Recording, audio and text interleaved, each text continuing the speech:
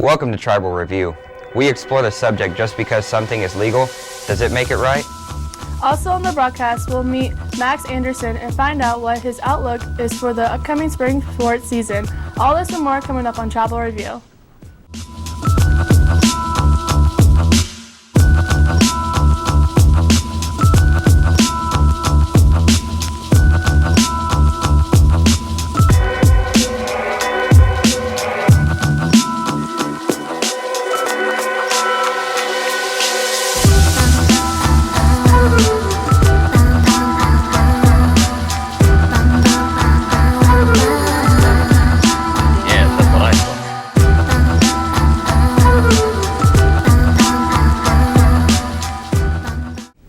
Hey Fort Osage High School, I'm Keegan Crabtree. Today is National Unplug Day. Celebrate by turning the TV off and head outside. And I'm Brianna Reeve. Today is Friday, March 11th, 2016, and here are some of the interesting news stories for this week. 2 Virginia volunteer firefighters that were first suspended for their life-saving actions have now been reinstated.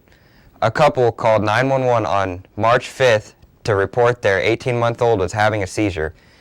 Stafford County, Virginia firefighters arrived, picked up the toddler, and rushed her to the hospital in their fire engine, something that is strictly against their department policy. However, the action saved the child's life, and the department reversed their initial decision. A former Brinks employee has been charged with 1 count of bank theft for stealing $196,000, every cent of it in quarters. He faces 10 years in prison and $250 fine and if convicted. Under certain circumstances, something may be legal to do, but does it make it the right thing to do? Defending yourself is a naturally accepted principle. Cerulean Jones and Cole Friel went out to discuss if being punished for defending yourself in a fight at school is right. Physically striking another in a mutual contact is defined as fighting in the school handbook. Cheyenne Herring feels that self-defense shouldn't warrant negative consequences. They're defending themselves, so I don't really get why they would get in trouble too. According to a survey in 2011, 33% of high school students had been in a fight that year. Chandler Wallander feels that a student should have the right to fight back. But I think that if it gets to that extent, then that should be an option. The CDC recognizes youth violence as a public health concern. Mr. Moore explained how the students who defend themselves face different consequences. There are different consequences at times, depending on the severity of the situation. There's several different pieces to this. An assault would be if someone just came and attacked someone without allowing or giving enough warning per se so that someone could be prepared for that. And then when there's a fight, it's basically 2 students mutually engaged in swinging back and forth. And so depending on the role of each participant in that, then there could be a separate consequence. But again, I want to go back to, I think here in our building, respect is something that's really important to me. And this isn't a place where we need to be participating in that. So hopefully we can do something to head that off so we don't get to that point. According to a recent study, 43% of the male students had been in a fight and 24% of the female students had been in a fight. Reporting for Tribal Review, I'm Cerulean Jones. And I'm Cole Friel. Thanks, Cerulean and Cole. When we come back, we'll find out how Max Anderson's tennis season is shaping up. Culver's has been delighting guests one meal at a time. Choose from a variety of fresh, great-tasting foods and custards to be prepared by their friendly staff. Let Culver's welcome you to deliciousness. As Craig Culver has said, every guest who chooses Culver's leaves happy. Welcome back. Max Anderson is one of the top athletes on the tennis team. He has been playing since his freshman year. Josh Smith stayed after school to catch up with him. Max has been playing since his freshman year and is now number 2 on the team. He likes the pacing and the concept of the game. I like that it's fast-paced and that you always have to think about where you're going to place your next shot. Julius likes how fair Max is and how well he performs. In my opinion, he's a very good player and he's also very fair, so he's a good player, yes. Tanner finds Max's help on the court very useful. He likes how Max helps everyone. He shows good sportsmanship by teaching the other teammates that stuff they don't really know, like to serve if they don't know how to serve, or do like backstrokes or forehand strokes. Just overall, he just helps people when they don't know what to do. Max has made a big impact on the tennis team. I'm Josh Smith reporting for Tribal Review. Thanks, Josh. We'll be right back in a moment with the Kansas City Sports Report. Lunar Bowl is a great place to host your graduation party or class reunion.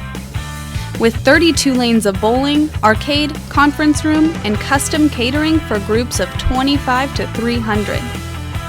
Call Tina Short at 816-220-7722 to book and plan your next event. Lunar Bowl, family-friendly fun located on Highway 7 North in Blue Springs. Jason Carpenter is here with us now with the week's Kansas City Sports Report. Thanks, Bree.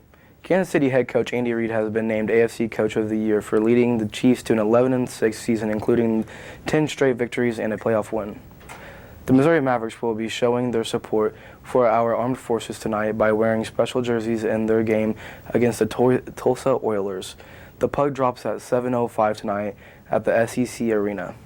Sporting KC defeated Seattle 1-0 on March 6th in the season opener. They play Vancouver Whitecaps on March 12th. FC Kansas City will be playing 2 games against Western New York Flash at the Children's Mercy Park and will also start their season 3 for the second consecutive year.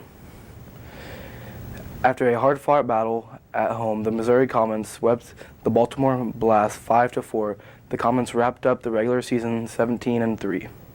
That's it for your Kansas City Sports Report. I'm Jason Carpenter. We'll be back with more stories on Tribal Review. Toscanos is the best place to get an upscale Italian dining experience with a hometown feel. Start out with enjoying delicious warm bread while the cooks prepare your entree to be served to you fresh.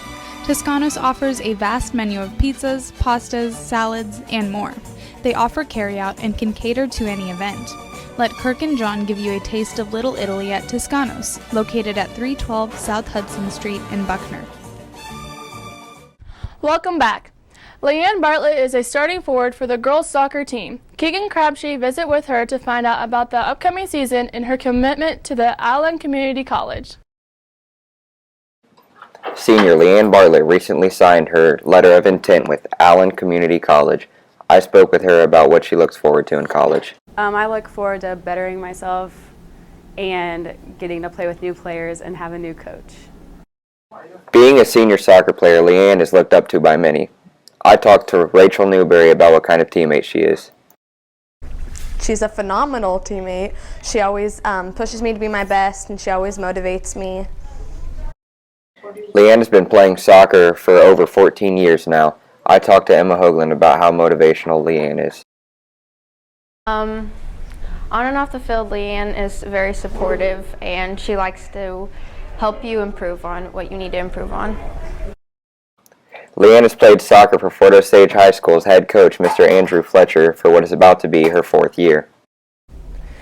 And Leanne plans on starting her final season of high school soccer strong. Reporting to you for Tribal Review, I'm Keegan Crabtree. Thanks, Keegan.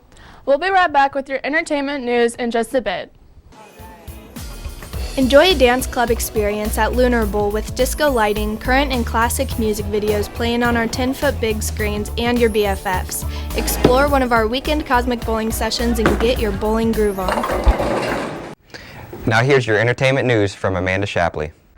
Thanks, Keegan. The Beatles producer Sir George Martin has passed away on Tuesday, March 8th.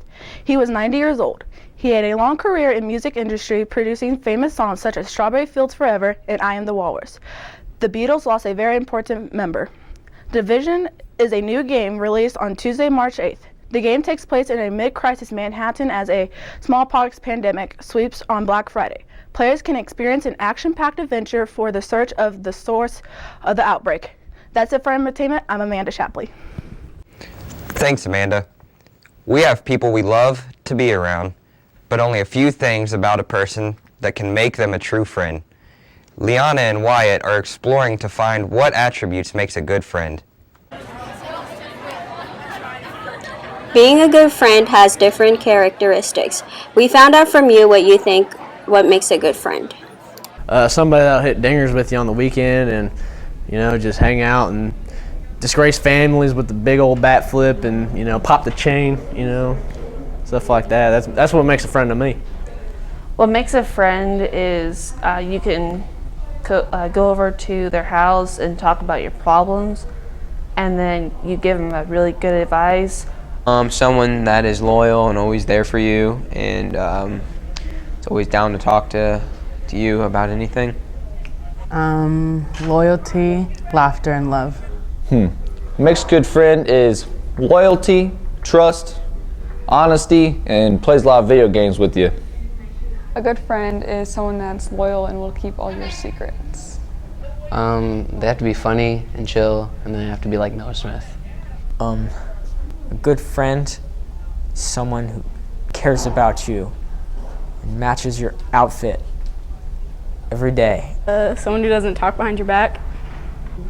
What I think makes a good friend is that they're always loyal, respectful, and they're always there for you to help you when you need it.